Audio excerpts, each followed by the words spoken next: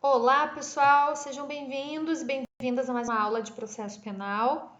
A gente está dando continuidade a alguns estudos introdutórios do direito penal. Na última aula, nós analisamos sistemas processuais penais, que, no meu entender, é um dos temas mais importantes, se não o tema mais importante, porque a partir da construção e da compreensão do que são os sistemas processuais penais, lembrando que nós temos dois sistemas processuais penais, né, considerados, me fugiu a palavra, mas considerados puros, né? Sistema inquisitório e sistema acusatório ou adversarial, cada um deles pautado por um princípio fundante, né? Um princípio que vai fundar todo esse sistema processual penal e atos processuais a partir de então. Então, ou um sistema processual penal vai ser fundado por um princípio inquisitivo, segundo o qual o juiz detém produção probatória, as funções de acusar e de julgar estão reunidas, né, nas mãos desse juiz, que se torna então um juiz inquisidor, ou nós estamos diante de um sistema processual penal fundado em um princípio dispositivo, segundo o qual o juiz abre mão da produção de provas, porque a produção de provas está a cargo das partes. Próximo tema que eu quero analisar com vocês hoje, e, de novo, né, talvez seja um tema bastante teórico, um pouco difícil de ser aprendido, né, em toda a sua complexidade aqui num vídeo, né, numa videoaula, mas volto a frisar que essas videoaulas elas têm o intuito de apenas fazer um pontapé inicial nas discussões, né? É óbvio que a gente aprofunda depois, que a gente discute depois nas nossas lives, aí, enfim, eu trago outras formas de compreensão e de dialética, né? Próprias da dialética da nossa, aspas, sala de aula virtual. Então, aqui na videoaula realmente fica um pouco precária, né? A forma de compreensão, mas acho que é importante, nem que seja para que vocês possam iniciar o debate sobre determinado tema. E o tema que eu quero iniciar o debate hoje é um tema que também, assim como os sistemas processuais penais, me é muito caro, porque é minha matéria de pesquisa e minha matéria de estudo há alguns anos, que são as origens históricas do Código de Processo Penal brasileiro. As origens históricas do Código de Processo Penal brasileiro. O nosso CPP, então assim, veja, qual é a importância desse tema? Entender de onde vem o nosso código.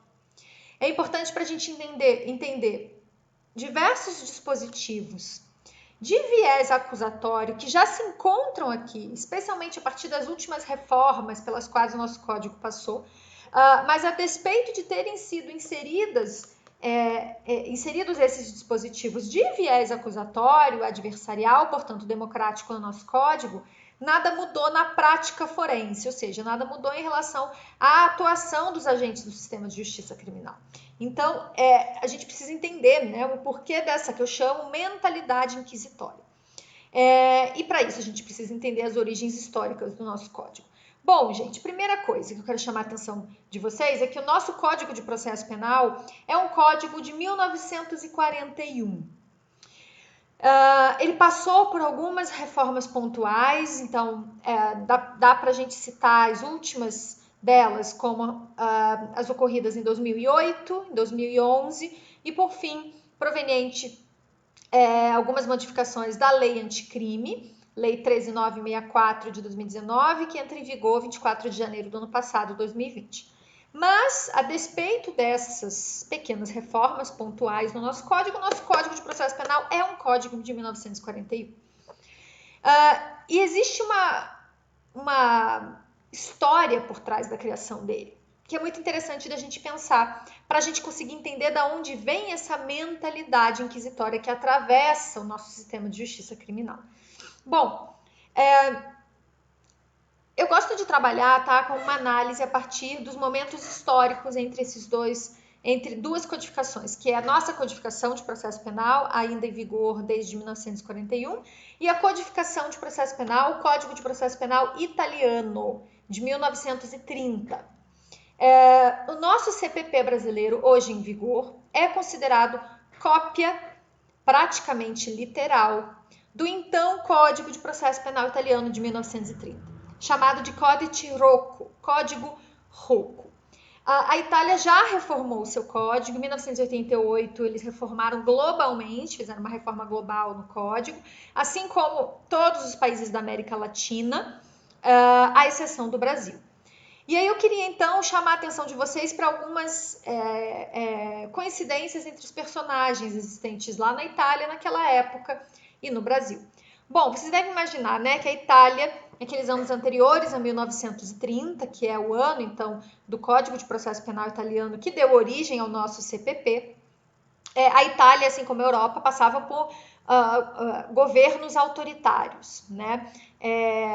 A Itália estava sendo atravessada pelo fascismo de Mussolini. E Mussolini, levando em consideração, né, que o então Código Penal e de Processo Penal em vigor lhe parecia trazer muitas garantias e muitos direitos, ele convoca alguns juristas que acabam trabalhando para ele, né, que acabam servindo ao fascismo italiano, e um desses juristas, chamado Arturo Rocco, existe outro Rocco, tá, que era ministro da Justiça de Mussolini, que foi para quem Mussolini encomendou um novo código, Código de Processo Penal Italiano fascista, que pudesse servir aos seus ideais de repressão e de punitivismo sem garantias, né?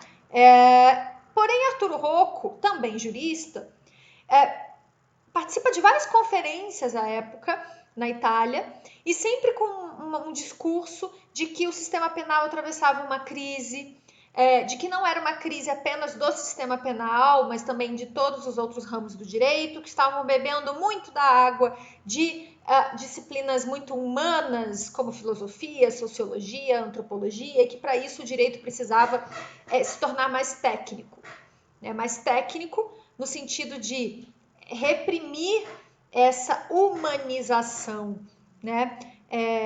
Aqui que acabava atrapalhando alguns dos objetivos do direito. E o objetivo principal do direito penal e do direito processual penal naquela época fascista na Itália era a repressão.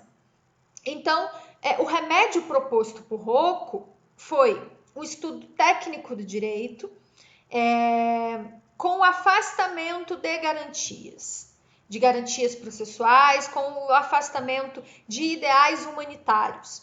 E aí ficou bastante famosa na época uma fala, um discurso do Rocco, né, dizendo que muitas daquelas garantias e direitos até então vigentes eram muito benevolentes, né, e traziam para as condições italianas na época um atraso, uma barreira à punição. Chega um momento desse discurso do Rocco em que ele diz que conceber um sistema penal com garantias era dar uma boa dose, palavras de Rocco, de sentimentalismo afeminado em benefício dos piores membros da sociedade. Fecha aspas. Ipsis literis fala de Rocco. O Rocco, ministro da Justiça de Mussolini, encomenda para um sujeito italiano, jurista também, chamado Manzini, que escrevesse uma nova codificação. Então, a nova codificação de processo penal italiana que fosse voltada a uma repressão maior e que não uma codificação em que não vigorassem tantos direitos e tantas garantias. E então Manzini redige uma nova codificação que passa e que é aprovada muito rapidamente, sem uma comissão. Imaginem, gente, mudar um código. Normalmente uma mudança de codificação ela demora anos para ser aprovada e ela passa por discussões em comissões de juristas que pensam conjuntamente, né, essas mudanças, né, no código. E esse código de processo penal italiano foi pensado por uma só pessoa, um código chamado Codex Uni Autoris, de um só autor, de mentalidade inquisitória, para servir aos ideais fascistas de Mussolini. E então entra em vigor o Código de Processo Penal italiano. Um Código de Processo Penal em que vigorava uma presunção não de inocência, mas de culpa, em que não existia a possibilidade de se reconhecer nulidades no processo, qualquer vício no processo não era possível de ser reconhecido. Então, vejam, qualquer violação a direitos no processo penal na época não era passível de ser reconhecido. Um código que levava em consideração processos sigilosos, que se sustentava em uma mentalidade, em uma atuação inquisitória, obviamente porque estava servindo a um momento político fascista na Itália e autoritário.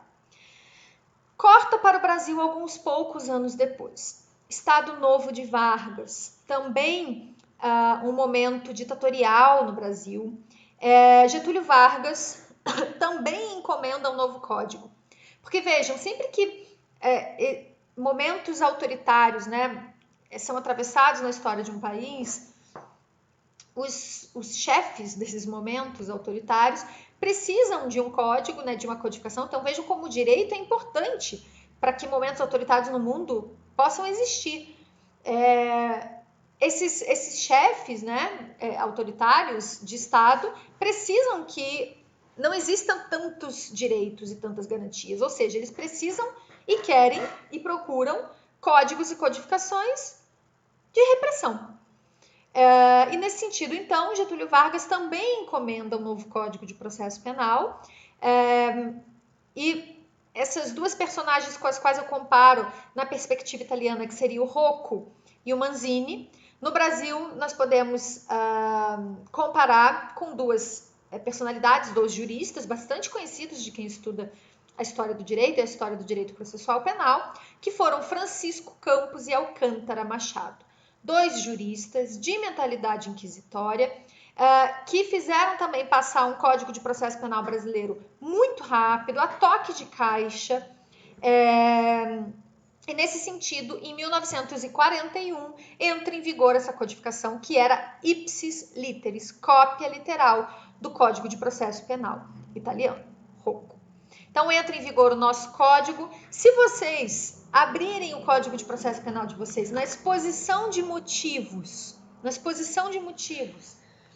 e procurarem ali a reforma do processo penal vigente, eu vou ler um trecho dessa exposição de motivos, assinada por Francisco Campos, para que vocês possam perceber o tom de repressão e alheio a garantias fundamentais e direitos desse código ainda em vigor. Então tá aqui a assinatura, Francisco Campos, aqui, 1941. Eu vou ler um trecho da exposição de motivos.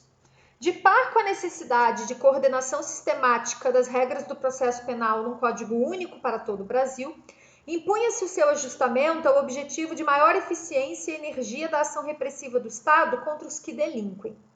As nossas vigentes leis de processo penal asseguram aos réus, ainda que colhidos em flagrante, um tão extenso catálogo de garantias e favores, chama direitos e garantias de favores, que a repressão se torna necessariamente defeituosa e retardatária, decorrendo daí um indireto estímulo à expansão da criminalidade.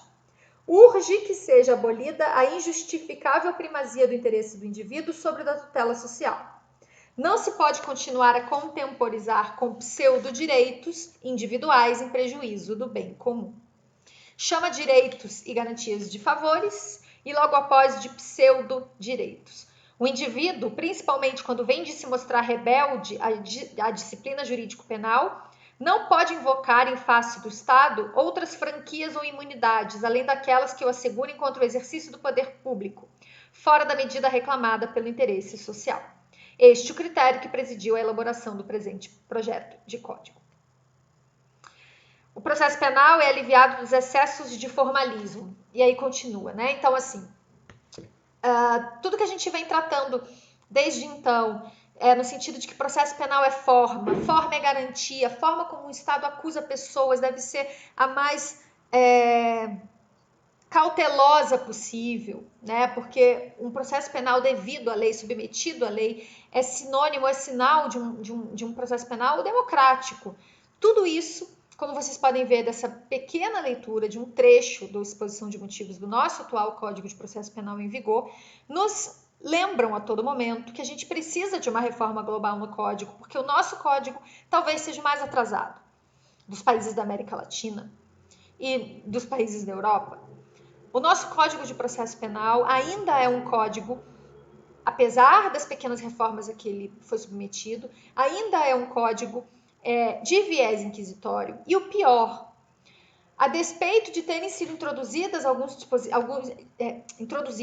dispositivos de viés acusatório adversarial no nosso código, isso não serviu ou não foi suficiente para que a atuação dos agentes do sistema de justiça se modificasse no sentido de uma atuação mais democrática.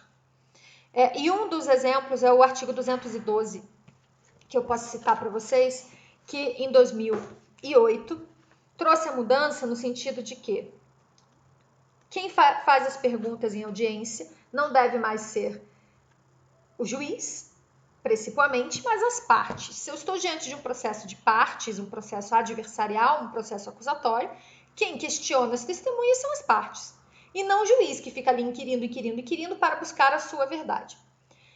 Bom, houve essa reforma no sentido de afastar o juiz dessa inquirição probatória, né, das testemunhas no momento da audiência. Porém, quem já teve a oportunidade de assistir alguma audiência criminal sabe que, a bem da verdade, quem continua desde sempre a fazer inquirição em audiência é o juiz. Então, o juiz pergunta. Depois ele se vira para o Ministério Público e pergunta, o ilustre representante do Ministério Público tem alguma pergunta a fazer? E o ilustre representante do Ministério Público vira seu juiz e diz, não, Vossa Excelência, estou satisfeito. Porque o juiz fez todo o trabalho do MP.